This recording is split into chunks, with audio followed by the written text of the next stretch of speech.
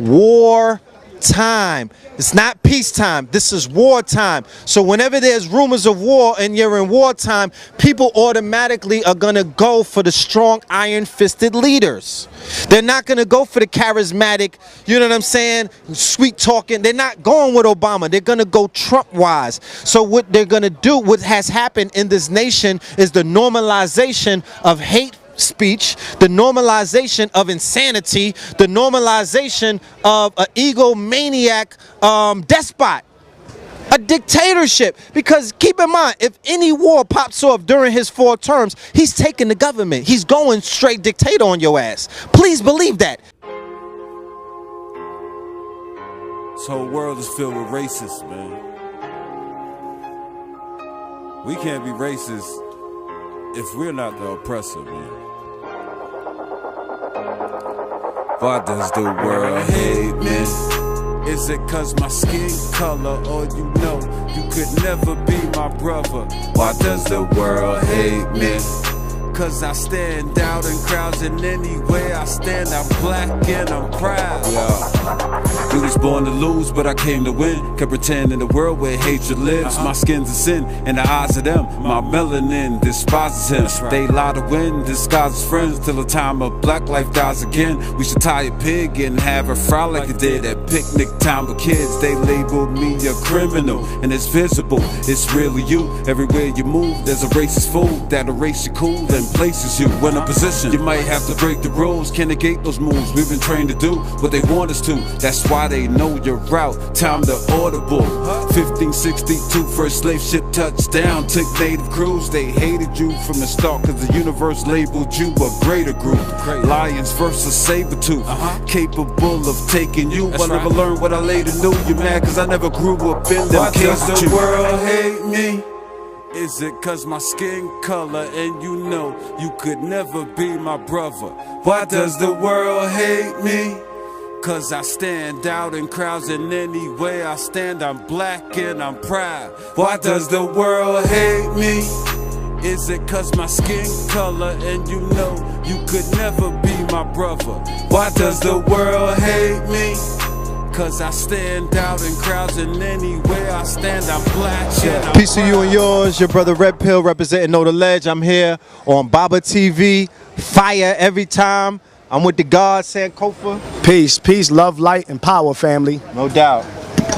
So yeah, we're gonna be talking about what's taking place right now in Charlottesville, Virginia. It's a hot button topic.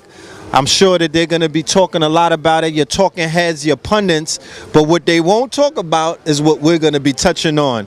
What they won't talk about is how this situation is actually propaganda to feed the slow embers or the fire of civil war. If you pay attention to the rhetoric that's taking place all around the world, it's rumors of war. This is a wartime. We're living in war times right now, but not only World War III or rumors of war with Korea. What I was talking about before, I believe on Baba, on Rich's channel and a few other places, is that when World War III officially kicks off, you're going to see simultaneous wars take place in America. The war in America will be called the Civil War. The Civil War that's going to take place in America, or Civil War II, is going to deal with the factions of Europeans or white people from the far right. They're being identified with all of these new terms. Alt-right, KKK. Alt-right will be the dressing up of the KKK, because the KKK is a little too stringent for your ears because of what they've been basically, you know, what their history entails and whatnot. So now you have these Europeans in DC, these young, these Europeans that come from backgrounds that are not considered white trash backgrounds, that are not considered poor white trash. They're coming from established backgrounds. So now they have to adorn this moniker of alt-right. All right, but when you say alt-right, you need to spell the right, R-E-I-C-H, because it's basically the third right or the fourth right and whatever. These people are identifying with Nazism. When you look around the world and you look at the temperature around the world, what's taking place? Xenophobia. What's taking place? The far right. All of these governments rising up and completely going to the right. Populism is taking place around the world, meaning that they're killing African migrants in Europe. saying, nah, y'all coming in here taking our jobs, y'all coming in here taking our land, you guys are coming in here sleeping with our women. So now you're seeing the world, all of these European nations, which would be identified as Christendom. For anybody that studies history, this happened before. Huh? Right. This happened before, when the Christian nations that were not called France and Germany and Spain at that time, they were basically empires, and they had kings and queens and whatnot. They rose up under the moniker of Christendom. France, the Germanic tribes in Germany, the Franks, and they went against what? The Africans, the West Africans, the North Africans, the Moors, and what they called the Muslims or the Muslims, and they called that the Reconquista, the Crusades, and the Inquisition. The same fucking states that you see, or the same countries that you see rising up right now. Poland, Spain, Italy, Greece. They just killed a young man in Greece, beat him to death with brass knuckles for taking a selfie in the bar. These were white Serbians. Beat him to death, 20 of them, pounding them out. So you're seeing, and look at what's taking place with the migrants coming up from Libya or whatnot. They're coming into Spain, and they're coming into other places in the Mediterranean or the Iberian Peninsula, and they're being what? Kidnapped, organ harvested, locked up. They're drowning all in the seas because the Navy, you know what I mean? They got the Navy or the Coast Guards looking at them while they're drowning. So the temperature, and now you have Trump going on his campaigns. He did a white supremacy rally, or my bad, a white inferiority rally in Poland, Warsaw, where his whole rhetoric was basically, I mean, the shit was all about white nationalism. It's us against them. So the mentality of so when you look at this World War III thing that they're building up, is basically going to boil down us against them. The white nations against the colored nations. They're banging on who? They're not banging. Even when you look at this whole fake smoke with Russia, they're not really going after Russia. Russia is on the far right. They're going after the yellow nations, China and Korea. Okay? Don't fall for the bullshit about, oh, Korea is a superpower. It's not a superpower. America and the European transnational corporations, those are the motherfucking superpowers, and they need China to make their goods for them.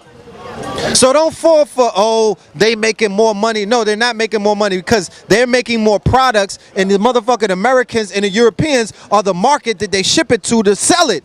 So don't fall for that. America has gone global. All of them books that you was reading throughout the years about the New World Order. The New World Order is all of these global corporations coming together, the banking and the financial institutions underneath the banner, and they are more powerful than government. That's your New World Order. I'm gonna let Sankofa talk. Wow, dropped it, you know, as always. And you know, the things that we see going on, because we're talking about this event specifically because as our information and news platform, it is our obligation to bring you news and inform the people from an unfiltered, black, conscious, or knowledgeable and enlightened perspective. However, this is not just another scenario of smack, ouch. We don't want this to be the reoccurring theme. The white man smacks, you say ouch, we bring you the news and information on how you said ouch and how you got smacked again. With the train. Everything happens or doesn't happen or is happening for a reason. What I mean by that is, like how the brother said, we ought to pay very close attention. We are seeing what's happening because this is the information age. You can't help but to see and hear rumors of wars. But the thing in which we need to pay close attention to is not just paying attention to what you see on the news, but paying attention to where this is going, the ominous implication of the impact, the ripple effect that this is happening, and to a greater effect is going to happen on our people, and how much unprepared we're not, or if we are prepared, we're prepared in clusters and in circles, and the majority are only prepared to react, and it's not even a good preparation in that preparedness, so to speak, because reacting to what? in what way, and to what results or expectations. Exactly. We want to look at what this is, what's going on, because the brother gave you a historical, brilliant dynamic of basically giving you an understanding of the mind state, the sentiment, or the spirit, or the energy, if you will, behind the white resentment. There was a term for it that you just put me on to. White fragility. White fragile, like fragile. To be, you know what I'm saying? White fragility. Okay, white fragility is a state in which even a minimum amount of racial stress. Wait a second. This is giving you the short. This is giving you the short definition right here. Yeah, you got yours? Yeah, give me that one. Well, that's not really a definition. That's giving you like an abstract breakdown. Basically, it's basically white inferiority in the form of being presented as white superiority or white supremacy. There is no supremacy, because for people that are so superior genetically, so intellectually superior, as they say, well, let's look at the dynamics. You have the lowest birth rate, and it's lowering. White women have an even lower birth rate than they already have. The Global 2000 report under the Jimmy Carter administration, which the American think tanks came together and determined that that by the year 2000, that Caucasians would have a negative zero or negative birth rate. A 0% birth rate. Now it is negative 0. Facts. And now it is negative 0. And hold on, this goes into the white fragility, the fragile, the social, emotional, and emotional mindset that you see them exhibiting in a form of all of these. You see them like the white man's revolution. There was a movie called The White Man's Burden that came out back in the day where John Travolta was playing at what would happen if white people lost power and black people were in power. It was called The White Man's Burden. But that wasn't just a movie. That was art imitating life, or imitating a mindset or a real deep-rooted socio-political, economic, and genetic fear that Caucasians do foster. But it's called white fragility. So their white fragility motivates them, okay, and inspires them to respond to the slightest response to injustice committed from them, okay, with hostility and with violence, with questioning anything, to question their so-called higher intelligence, which they say they have the highest IQ on the planet and they have the best genome. They're the genetically more superior, but however, they have to come up with weapons of mass destruction and weapons of mass deception too, to rock you to sleep, to be able to get them weapons of mass destruction off at you, on you. That comes in many forms. Why is it necessary for them, a superior people, if they're so superior, to have to respond with such tactics, to have to respond with such slithery, snaky, because not all of it's overt, a lot of it's covert tactics that they're using too, rocking you to sleep. The real reason is because they don't have they are not superior. White supremacy is a social institution, we know that happens, but real white superior, and indeed real superior genetically and otherwise, is not real. It's smoking with mirrors, and it's Hollywood, like the white man is always superior in Hollywood. So you know what I mean? The things that you're seeing is a direct response to the fact that they are really inferior. They fear your true superiority that many of us are ignorant to and not unified based upon, and what you're seeing is only a microcosm of things to come. What you're seeing is a cup of water out of an ocean. So that little cup that you see is a cup of water of violence and white resentment out of a whole ocean of it that's about to be a tsunami on your ass if you don't get ready. I want to add on to what you were saying, because this is something that is often not reported in mainstream media. While they were lambasting Black Death for the past 4 or 5 years, ever since the Trayvon Martin ritual, what has been taking place is this. What does this say, Sankofa? Which one? Which one are you playing? Why are so many middle-aged white Americans dying? The next one, deaths of despair, fueling rising midlife mortality for white Americans, on CNN. So, white men are now leading the mortality rates in America. How is that, Sway? How the fuck is white men leading in the mortality rates in America. Not America, the bed that was made for them. You know what I'm saying? Not the land of milk and honey. How is it white men are dying from deaths of despair? Do you know what deaths of despair is? Deaths of despair is I'm drinking myself to death. Death of despair is I'm on motherfucking opiates. Death of despair is everywhere in these white states, the opiate crisis is skyrocketed and they're dope and leaning. They leaning on the dope in Vermont, Rhode Island, Boston, in Detroit, in Michigan, and all these places. White women are leading the suicide rates of Americans. How is that, Sway?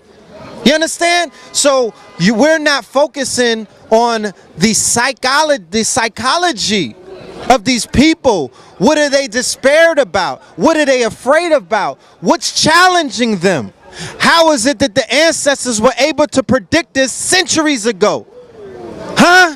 How did Elijah know this? How did he know that America was falling? And warned us. What did he know? With all of the GMOs that they feeding us, with all of the chemtrails, with all of the poisoning, with all of the propaganda of the police killing us, and all of these other things. It's not propaganda that's taking place. How is it that white people still find the time to motherfucking be in despair? What is it about the white fragility that's dealing with their consciousness that have them dying and they're not reporting that? They got you feeling like you gotta fucking tell the world that a Black Lives Matter. That's the dumbest shit ever, okay? Why, if you gotta affirm it or say it, then it's not fucking true. You supposed to be living it, all right? But here it is that their lives don't really matter because they're taking their own lives. So fast forward to what we're seeing today. Today's rally in Charlottesville was built around them protesting these motherfuckers taking down the Robert E. Lee statue. All right? General Lee. 2017. Remember General Lee from the Dukes of Hazzard? With the Confederate flag on the car. And that was our shit. I had the toy when I was a kid. I had the toy too. So here it is in 2017.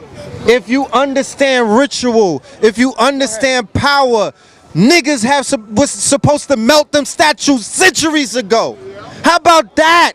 You're not supposed to, that shit been supposed to been toppled. I'm waiting for legislation to pass so we could take the statue down. You bird ass niggas, you understand? So now they have, tomorrow will be a unity rally in Harlem to bring together the different schools of thought and knowledge and all of the potential thought leaders and the leaders of our people.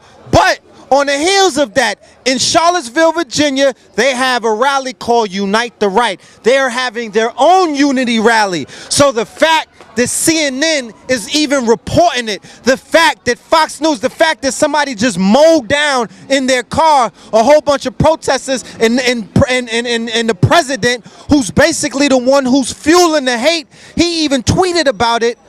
That's a touchdown for the crackers. You niggas don't know how news works. That's a touchdown. All publicity is publicity.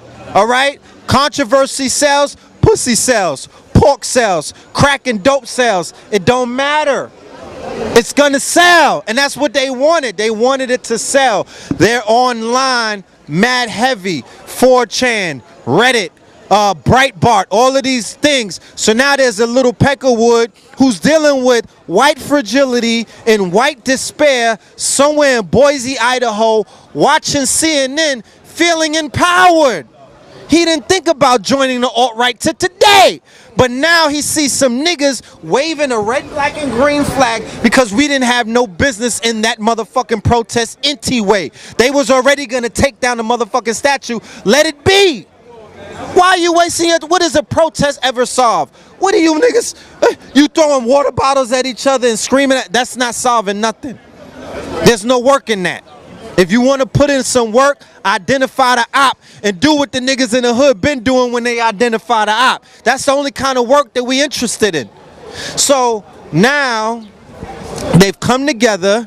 They've utilized the lackeys of the everybody that always wants to protest and I can't breathe and all of this stuff to be the fuel, because when you pay attention to the devil, he becomes stronger. When you pour gasoline on fire, it starts to burn more. You're supposed to starve a fire out with no oxygen. Oh, you crackers you got torches and everything. You wanna march? Okay, well go ahead and do what you do. We gonna do what we do. We pardon my back. You know what I'm saying? Excuse my shoulders. That's how you treat them. But the protest people, who it's been reported, are paid actors. Right? Crisis actors. They bust them in on China buses. They have a stipend. These motherfuckers got shit on Craigslist. Yo, we're looking for protesters. They really got that. They have ads for protesters. The people that be having bandanas on with perfectly ironed black outfits, busting out windows. You know what I'm saying? Like, yeah, they be having a price tag on it out. Yeah, they mass slow running and everything. You know what I'm saying? So these people are being used by, it's all the same game. They all playing in the same, you know what I mean? They all on the same team. And they're being utilized to stir up the emotions, because remember, war time. It's not peacetime. This is wartime. So whenever there's rumors of war and you're in wartime, people automatically are going to go for the strong, iron-fisted leaders. They're not going to go for the charismatic, you know what I'm saying, sweet talking. They're not going with Obama. They're going to go Trump-wise. So what they're going to do, what has happened in this nation, is the normalization of hate speech, the normalization of insanity, the normalization of an egomaniac despot, a dictatorship. Because keep in mind, if any war pops off during his 4 terms, he's taking the government. He's going straight dictator on your ass. Please believe that. Or the military is gonna pull a coup, and they're gonna go with their authoritarian rule. This shit is gonna be like the Philippines. This shit is gonna be like Turkey in a minute. Okay? That's why he's so cool with them, because they are moving. Remember, the Philippines has a war on drugs in their country, where 10,000 drug dealers and drug users have been clapped dead in the streets by the police and groups of vigilantes. Right fucking now. The president said, yo, kill them all. I don't care. I won't prosecute you. And Trump invited him to the White House. That's his man. Okay, so the mentality of a world war, or the mentality of any kind of war that they're building up, is going to create a real tense situation in America, where everybody is going to be on edge with anxiety, and things like this that you see taking place in Charlottesville is going to be the fuel to explode a lot of fire. It appears the niggas are not ready for that smoke as it fucking is. Alright? They don't got answers for just regular getting smacked up by white people.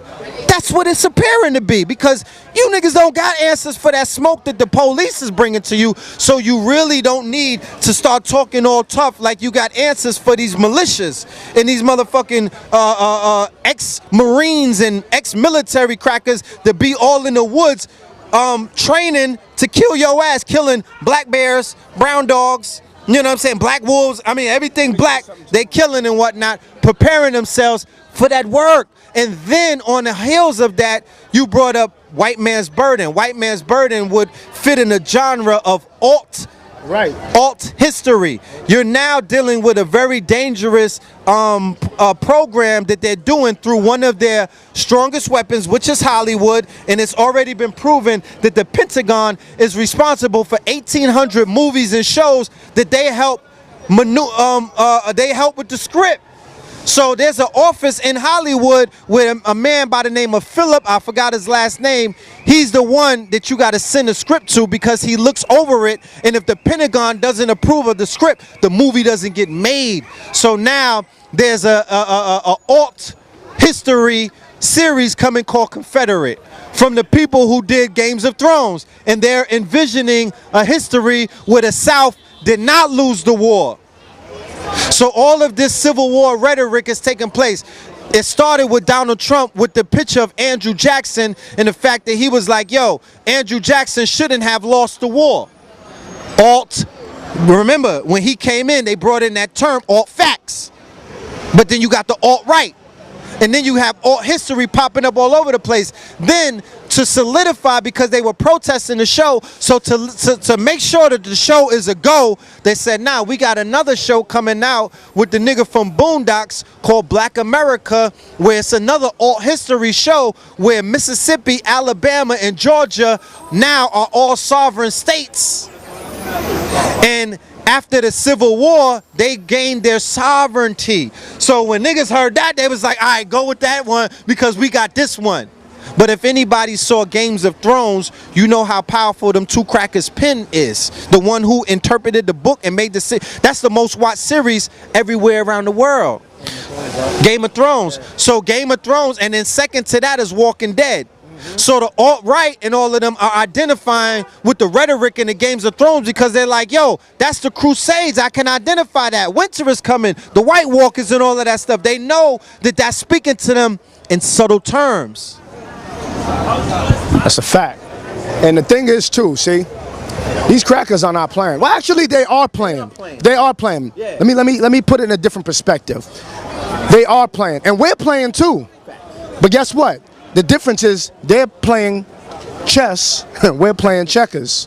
They're playing to win, and you're playing for salvation, which comes, you know, Niggas playing for equal rights. when somebody returns and it decides enough is enough, and he wants to impede or intercept on your behalf, rather, and finally grant you the justice that you're long overdue, destitute of, and damn near about to become extinct of if it's up to the opposition.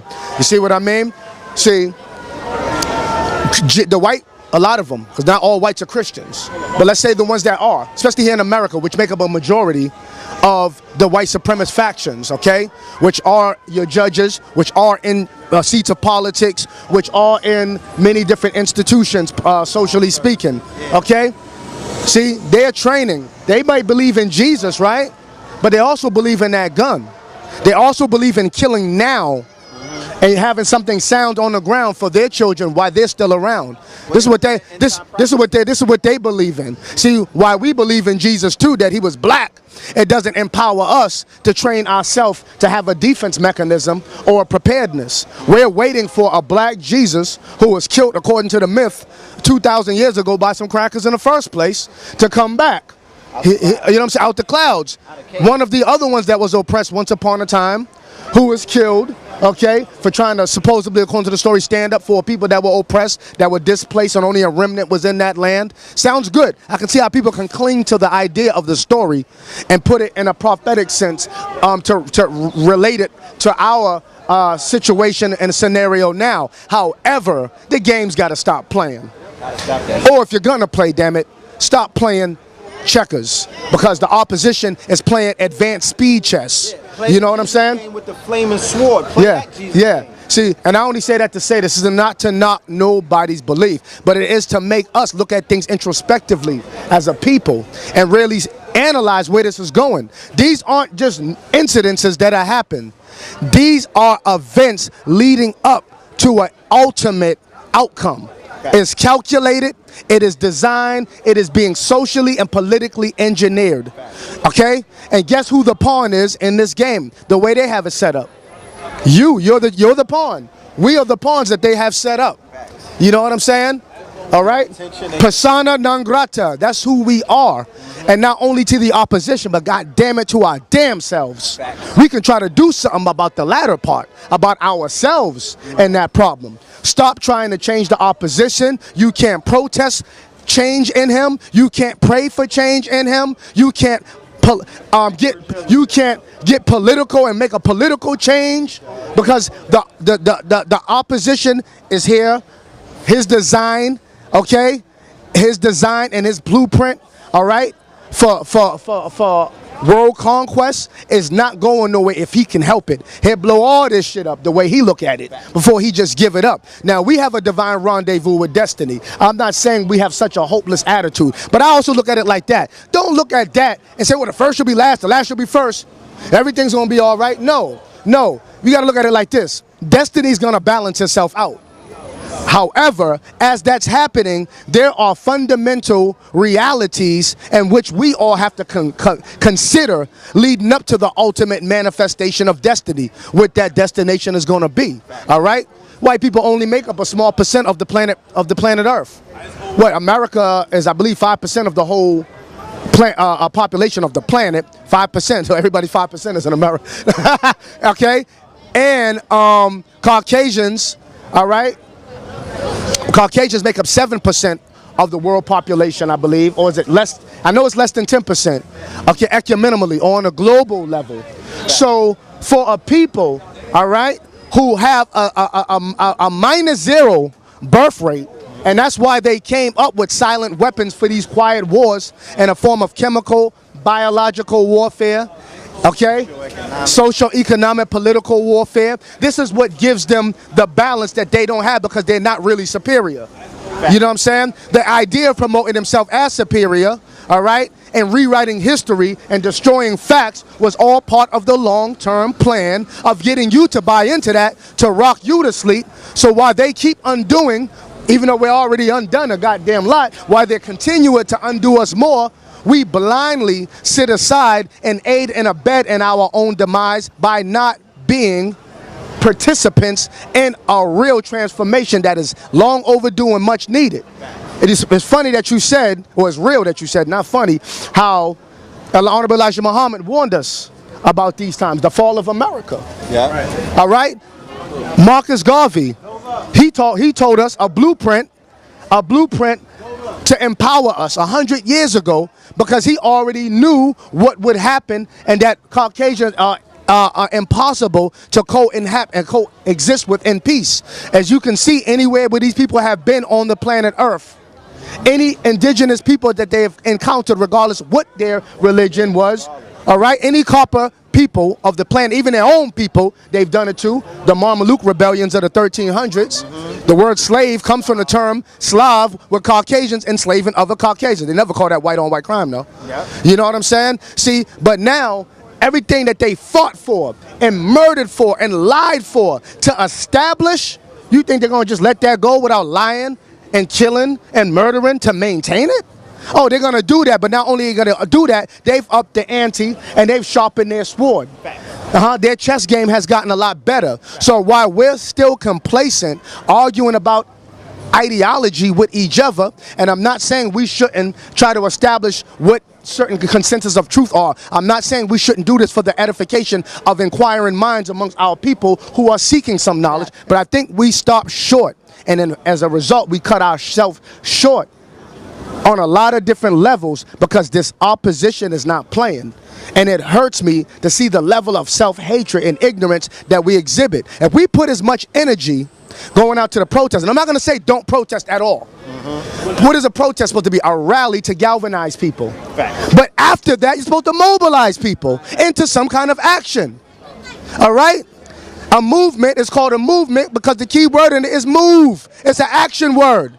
There's only but so much action that you do in a protest. You got to get a license to protest, a permit to protest for a few hours, and you got to get the hell up out of there. Who are you galvanizing? What are we establishing? What is the game plan, short term, intermediate, and long term, as a result of our rallying to edify people? Edifying them on what? We don't have a national mission statement as a people. And that's another thing. See how these people are coming together under an umbrella organization? That's why I said a couple of weeks ago right here on Baba TV, right? Here it is, we have the strongest spending power. There is no limit to creativity and intelligence and ingenuity in our community. The thing that we're lacking, we have everything it takes to be a self-sustained people. The thing that we don't have is a sense of nationalism. The reason why we don't have that is because we don't have love. We are in groups. Right now, love is the strongest and most viable weapon that we have that we don't even use and weaponize for our own advancement. And we wonder why the hell we got issues. We love everybody else, and only love we have towards a lot of us is we love to hate each other. We love to rap about how much we hate each other. We get real creative. We get real brolic. We light up the spot when it comes to each other. We done light up playgrounds, little kids getting hit. We don't give a fuck. We're lighting up the funeral home after we done already laid a nigga to rest. This real stories that happen. See what I'm saying? So we love to hate each other. You know what I'm saying? We have a subculture in the urban subculture of self-hatred. We love to lust and hate each other. And even in the so-called conscious community, all right, or the communities that don't call themselves conscious either, so they don't think we just mean RBG people. Anybody who's dealing with some enlightenment are all in groups, are all in clusters, and are all into little different ramifications and branch off groups from the original group that they started from. You got 3 or 4 different Nation of Islams. You got divisions in the 5% nation. Shout out to all these brothers. I'm using y'all's name to make a point. Okay, the RBG community, when you say that, what RBG community? Which one? Splinters. There's a whole bunch of splinters. We got all kind of splinters. You know what I'm saying? But no, we don't have, and that everybody's going to unify. We have to be realistic. I understand that. But we don't even have, because you know what? The micro affects the macro, as we always say. If just enough brothers, the right amount of brothers, with the right tenacity, integrity, game plan, peace, peace, peace, respect to my Hebrew Israelite brothers. All right, we're gonna see y'all later. All right, you know what I mean? What we are right now is we're aiding and abetting in our own demise. I'm gonna end it with this. Our relationship with the white man, or the nature of the relationship in which we have socio-politically, economically with the Caucasian, kind of goes back, if we look at it introvertedly, us, how we see ourselves, how we deal with each other. It makes us the exploitable cash cows, right, that keep the prison system booming, all right, that keep the music industry which promotes the self-destruction, that hypnotizes us to keep destroying each other, to keep all the other systems keep going, and a never-ending rotation and cycle going. Well, our self-hatred, our lack of having any kind of real long-term objectives as a collective, is the fuel that keeps white supremacy burning and going. We got to put that fuel out by loving ourselves enough to hate the opposition, to organize predicated on that indignation that we have. Get that man a bomb. So when black love is activated, then you would easily begin to see that what you call white superiority will begin to form into white inferiority. Because when we come amongst, I'm telling you, Scooby-Doo at the end of the like show, Scooby-Doo, take the mask off. what don't they like to see? They don't like to see us get together and get along. Fragility. That's when the fragility kicks in. We on the eve of the 44th anniversary of hip hop. That was yesterday, right? 1520 Segway Ave. This culture came out of the ashes of a socio-political, socio-economic program that broke our people down in the 70s. Come on. On the heels of the Black Power movement and COINTELPRO, henceforth you got the Bronx in the 70s, burning buildings, broken families, heroin epidemic, and all of these other things. And what grew out of the concrete? A rose. A lotus flower grew in the motherfucking mud, and they call that hip-hop. What has hip-hop done? Hip-hop, according to some people, was you know, Dr. Martin Luther King's prophecy about seeing children of all colors coming together under one roof and all of these other things. We shall overcome. People have said that hip hop fulfilled that prophecy, because Dead Prez could throw a concert right now in Oregon. You know what I'm saying? You know what I mean? And they could go into a white town and have a majority white crowd come and watch Dead Prez. Yes, always happens. David Banner. Wu-Tang concerts, all that. Wu-Tang and all of these other things. So here it is. You got people of all kind of races. But remember, when they were hanging our people and they were calling us strange fruit, Billie Holiday she wrote Strange Fruit on the way to a gig. Seen that. And was seeing niggas swinging from the trees. So don't think that because they come in to see us sing and dance or to perform for them, that was meaning that this was a sense of what they called post-racial world. All right? That don't exist. The only world that exists in our minds, the only world that exists that's healthy to our growth and development is a world where we love ourselves first and foremost, is a world where we're working on each other to fix ourselves economically, socially, spiritually, mentally, amongst other things, and we don't want any interference from anybody else because we tried that for 44 years, and what has happened, it didn't work. Because you got motherfuckers running around saying, oh, we can't just attribute the success of hip-hop to black people. Jewish people played a part. Well, what part did they play? Let's talk about the fucking Really part that they played in these 44 years of our cultural expression of this art form called hip-hop. It's not just rap. It's breakdancing, graffiti, and amongst other things. Culture and knowledge, which was one of the 5 pillars. Knowledge, the shit that they turned off and moved out of the picture, you know what I mean, when the golden era of hip-hop basically got smashed by the Jew. Rick Rubin, Jerry Heller with NWA with the gangster rap and all of that, and got set up by the Jews. So when brothers was calling themselves God, like Rakim Allah, when you had this heavy influence of Islam or Islam for that matter, when they were saying Farrakhan's names, York's name, Khalid Muhammad's name, I call it Islam because that was a reflection of Islam from a black perspective, a northern, a western black experience. That was Islam, the reinterpretation of what the Arabs was doing. So when the Jews saw that, they came with gangster rap. One of Rick Rubin's first acts in the West Coast was Sir Mix-a-Lot, Baby Got Back, the sexualization. They're known, they are the purveyors of the porn industry. So all of that shit was taking place at the same time when they were giving you Menace to Society, when they were giving you Boys in the Hood, when they were giving you Colors, when they were giving you all of these depictions inside of cinema, neurocinematics, basically training your mind to accept the reality that did not necessarily exist to that extent at that time. The shit was in pockets. When the shit came on the big screen, now it began to grow. It had a soundtrack. Exactly. So when you look at the record labels, Sony and Universal are the same record labels that are owned by the movie industries, are saying, and the same porn industry as well. So this the fetishing of black women, the over-sexualization of black women, the over-sexualization of the black man, the fetishing of the black man, the gangsterism, the basically feeding our people hatred. Because where's love inside of the gangster culture? Please tell me that. Is it gangster love?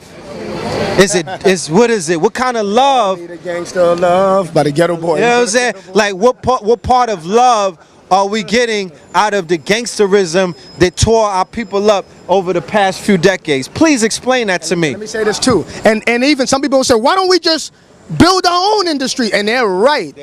However, I give you an example. This is not I give you an example to say, see, you can't do it. But it's to let you know you do have an opposition. And if you go into things knowing that there's an opposition waiting to you, you strategize better, you organize better, and you'll succeed greater beyond your expectations. Exactly. So when you with the bag, you know it's a trick. Exactly. See, now, because we have to understand the art of war.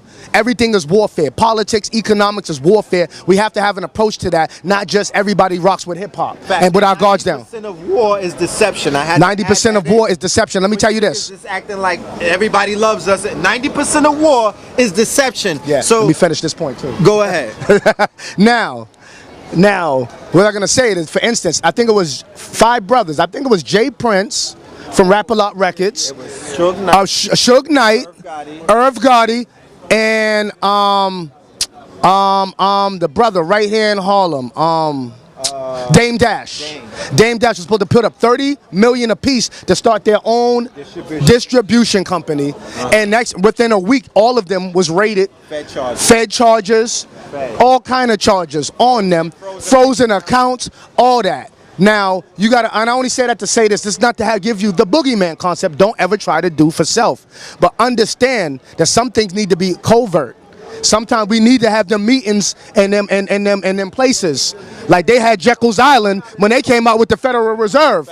Because they knew that their white brethren, they knew a lot of their own white brethren and citizenship would have went against that. So they organized and outsmarted the people because they out-organized. If you fail to plan, you plan to fail. You know what I'm saying? Or you can plan in vain. You can even plan, but plan in vain if you don't know what you're planning up against. You know what I'm saying? It's going to be a plan that goes, you know what I'm saying? It just destroys, self-destruction. It doesn't go anywhere. You know what I'm saying? It's just an idea that stays as an idea that never manifested into any kind of real fruition. So what I was trying to say to you is this. Know that even when you have people that try to get out and distribute and have their own distribution companies that take control from that Jew so they don't have the power of imagery, which is a very powerful tool, all right? Mono-ideal. It's called mono-idealism. With mono meaning one, idea, meaning you can get people under a mass amount of people under a collective idea through the powerful tool of media and that mic. It's a powerful thing. You know what I'm saying? Music has a hypnotic capability to it, and even the frequencies that they use and the range that they use on the beats and the frequencies has a hypnotic. That's another topic we can go into, which is very deep in and of itself. But these people who are masterminds of the industry, see, we are in the industry, right? You know what I'm saying? At the bottom of the totem pole. Okay? We fuel the industry. Our raw talent. It's an international thing. But let me tell you something. Because we got to get our business and our knowledge mind, we have to get our nationalism. Meaning that doesn't mean you have to say black power and have a dashiki on. That means putting self first. Doing for self. Having a self-preservationist attitude instead of a cosmopolitan, everything attitude, which nobody else has except for us. That's why they have institutions, schools, and businesses in your community and you don't. Because they have what we don't have, which is a sense of self-love and in doing for self. Don't mean you necessarily have to hate nobody, but we're so lost and we've been so much on the political titty, or the social titty of Caucasians, we feel as though to do for self is teaching hate. I love everybody. And everybody is racist except for niggas. That's why you're on the bottom. That's why the East Indian can have a store in your community, but you can't get hired there. And you know what I'm saying? You can't even get customer service there, and you damn sure can't open one in their community. Okay? Because we are the world, and everything is everything, and cosmopolitanism is something that is abstract, that only exists in our mind. But when money is involved, right, and sharing resources are involved, you'll see other people, rightfully so, they're doing the right thing. They organize their community for the best interest of their children's future. That is called nationalism. Without nationalism, the rhetoric idea of you just think of somebody pumping their fists with a red, black, and green kufi on. You know what I'm saying? Just saying off the pig. Some people, you got it twisted. We're talking about the social science, a social scientific outlook on what nationalism is. Look how powerful we are to the industry and just to entertainment. When we make an album or a record, like, you know what I'm saying? Not only do publishers get money, all right, magazines, distribution companies, marketing companies. Hold up, a CD, when people are still using them, people, you have to print the prints, the manufacturing of CDs, millions of that. Hold up, A&Rs, okay, publicists, videographers. You create a job for everybody just by you spitting some bars. And you talking about they not. You see what I'm saying? And we talk about they ain't hiring. But see, once we get skilled in these other fields and we have a do for self attitude and we look at things introvertedly and not looking at everything, oh, they teaching anti-governmentism and they just being anti-white. And even if you was, God damn it, I'm not against that. Because everything else is set up by design socially against your ass. We're the only people here, all right, that are not immigrants. We were brought here against our will, and the longest lasting people here, besides the Dutch who are not even here, who they can't deport. The people who you don't want, that are unwanted eaters that you can't deport, you destroy them systematically. And that's what we're facing. And we aid and abet in our own systematic demise by not having a sense of nationalism or principled unity, as I always say. Peace. Indeed. Get that man a hand, man. Please. So the word that you're going to begin to hear through the news media that they're going to begin to really push on you is nationalism, because that's what's taking place right now in Charlottesville. That's what Richard Spencer and the alt-right is talking about. That's what Breitbart, that's what your motherfucking president is about. White nationalism. But exactly.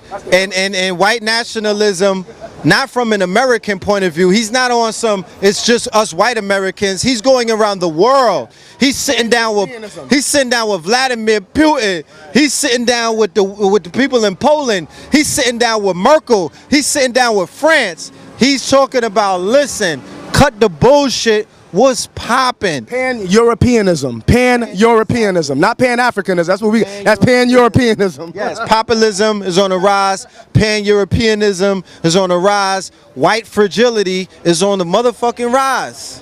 Okay? And if you don't realize what's taking place, then you just gonna be like you been. In the sunken place.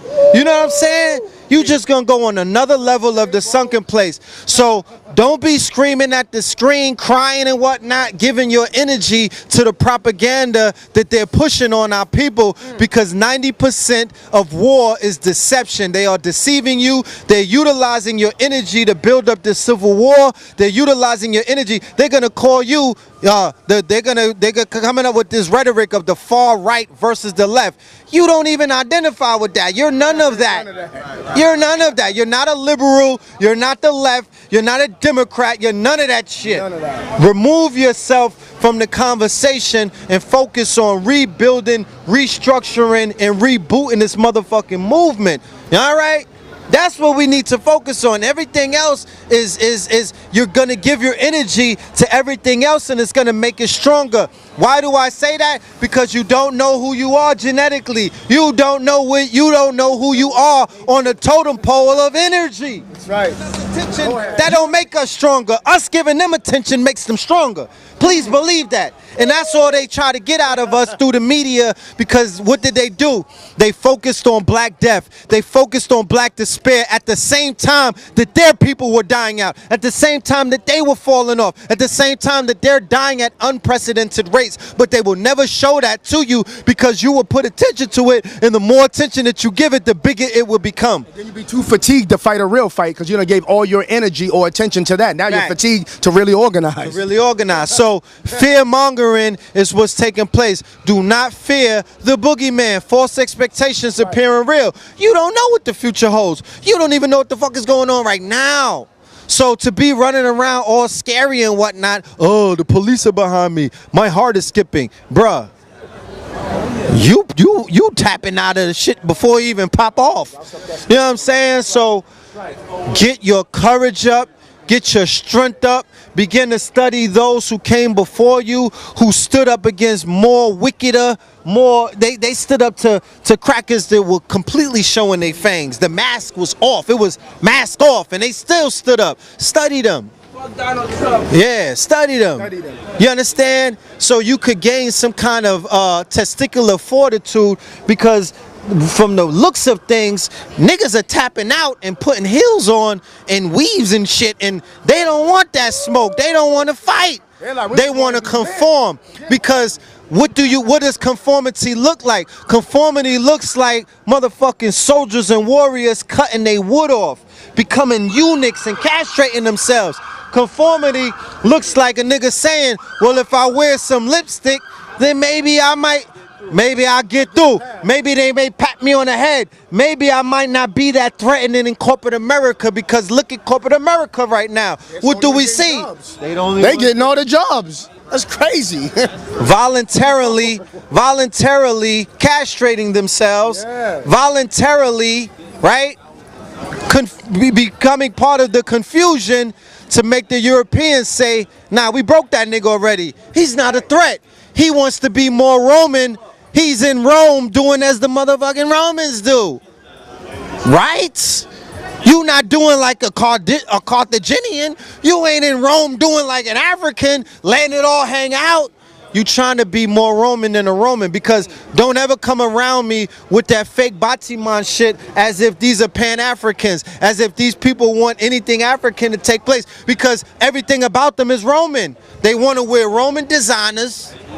They want to conform. I'm not talking about go against. They want to conform to the European. Go to a Black Lives Matter rally and you'll see what I'm talking about. It's conformity. It's not about, nah, you niggas can't stand nowhere near me. Get away from me. This is not your conversation. This ain't even your battle. No, they want to say, how could we get along and lay down in the bed together? They're utilizing this false concept. They're utilizing a false concept of what they call love. That's not love. That's bestiality. That's some other shit. That ain't love. Love is two people coming together to procreate. Love is people coming together in clear minds with a clear heart. You dealing with issues that you're not dealing with. That's not love. You need healing. Okay? I know when I'm seeing pain, that's not love. So miss me with that fake ass love movement. That ain't love. Love is black men and black women coming together to fix the black family. That's love. You can't jump on some new shit if the shit that you left is still broke. You just bringing some broken shit with you. Okay? So let's work on healing and fixing what was destroyed and what was pillaged and what was plundered. And that is the black family. That is real black love. All right? That's the relationship. That's what hip hop did. Look at what hip hop did to these babies. Because that era of gangsterism that was funded by Sony, Universal, and all of these corporate entities, they were not dealing with love. Go back to the music that our parents made us off of. Go back, because our parents made us off of a certain frequency, and we didn't come out not wanting to procreate. We didn't come out confused. But when the babies were born to DMX, and when the babies were born to all of these lower frequencies, and when the babies were born to I don't love these hoes, the babies came out saying I don't love these hoes. The hate you give little infants fucks everyone's. Tupac told you that with Thug Life. And that's what you seeing. That's what you seeing. You look at these sisters, look in their eyes, the ones that look like guys. You seeing the hate? You gave little infants, fucks everyone, and sit down and talk to them, and they'll give you a horror story or two about how they were hated on, about how somebody hurt them, about how somebody destroyed them when they were little. All right? That's what hip hop has done to us as a whole, as a people. So we can't say hip hop is dead and just leave it alone. We can't just turn our backs on a culture that we created in not just the Bronx, because the 100 monkey theory takes effect. If it started in the Bronx, it started down south. If it started in the Bronx, it started in California. That's not isolated. Hip hop is everywhere because our people was beating on drums, dealing. We talking about this thing with the alt-right and whatnot, with this fake ass white power rally that they got going on in Virginia right now and whatnot. So we were always doing rhymes and whatnot, scatting, you know, all of these things. They was in Jamaica doing it. They was all around the world doing it. But the culture that our people created is $1 trillion culture. We should not be in these streets begging for coins. We should not be walking around in despair and dissolution 44 years later. Take your culture back, God damn it. You understand? Reclaim your culture, because your culture is $1 trillion culture. Your people are $1 trillion people. We are worth something, and we running around this motherfucker looking like we worthless. So to end it on a note, I'm gonna let Sarnetta close it out. Like I said, they are rallying and unifying under white inferiority, under white fragility right now. Go and look up the word. There's a powerful PDF on it. They are rallying around that. What does that have to do with our people? Really nothing. But at the end of the day, look at yourselves in the mirror and ask yourself, why the fuck are you not rallying? Why are you not coming together? Why are you not standing underneath the banner? Don't look at them and be like, oh, they wrong for having a national pride. They're right for their cause. They're right for their. They got talking points. They're right for their cause. We gotta ask ourselves, do we have a cause? One, do we even have a cause? Or our cause, what the elected officials give us to exactly. be. Or the clergy. What the clergy dictates. You know what I'm saying? Or you just waiting for Jesus to come one day. What is our cause? What is our collective mission objective? You know what I'm saying? So like we do got to consider that. And like I said, hip hop is not dead. You know what I'm saying? And if it was, like a Saul was resurrected, you know what I'm saying? Brothers like Red Pill, is a renaissance or a rebirth taking place with brothers like Red Pill and other people. Shout out to My Zone, Tahir, a lot of other people out here. The order of the day is waking up and breathing life, a new revolutionary spirit into a new G'd up, but politically conscious and culturally astute, right? Facts. And spiritually knowledgeable, new courageous warrior. You know what I'm saying? Because this is supposed to happen. We have a divine rendezvous with destiny. So in all that which we're saying, do not fail to consider the fact that at the nucleus of all of this is you and your greatness. All right? They killed it, we gonna resurrect it. They broke it, we gonna fix it. They stole it, we're gonna restore it. All right? We are the answer and we are the solution to our problems. We just gotta be look at things more introvertedly. Man, y'all laid it down. I just wanted to add a couple points on there to my brothers.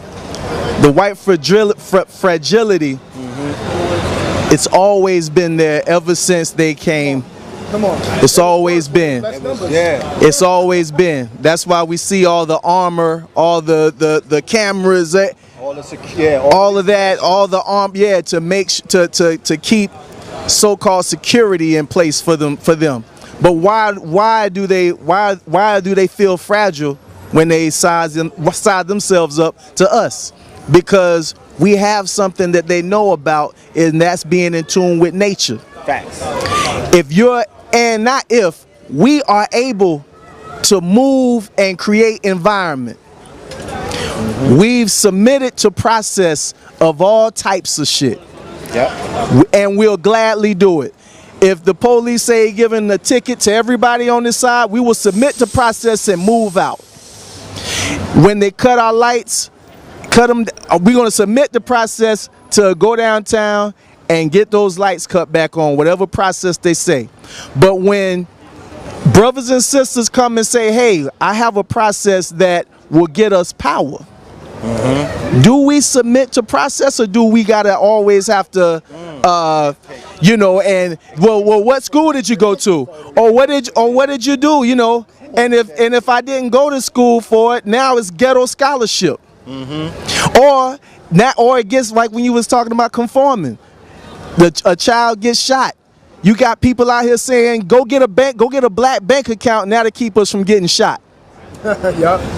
Some paperwork, they won't shoot you. I'm saying get into your African traditions. Facts. That's something that I'm just going to be honest, I don't see enough of us saying I'm going to submit to the process and get in touch with my African tradition and become an African. Become get in touch with nature. To say African is synonymous with saying nature. There's nothing you can do to the wind. The wind is going to come in and go. Now, are you in tune with it? The water is going to come and be wet no matter who feels it. I don't care if you're a Hebrew or whatever. Water is wet. Come on. Are you dealing with it? Are you in tune with water or not? Are you in tune? And we call it, yes, and harness its power. A lot of people say it's a religion. Orisha, no, it's a science. It's a science. Shango is an energy. Yemonja is an energy. Oshun is an energy. Oya is an energy. Are you able to get in with it or not? If you don't have a relationship with it, then you're fragile. White folks don't have no relationship with it even if they wanted to.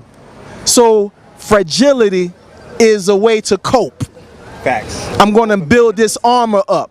They don't have a relationship with Ogun. I don't care how big your tank is. My relationship with Ogun, I will turn it against you. But we don't want to submit to the process to become powerful. That's right.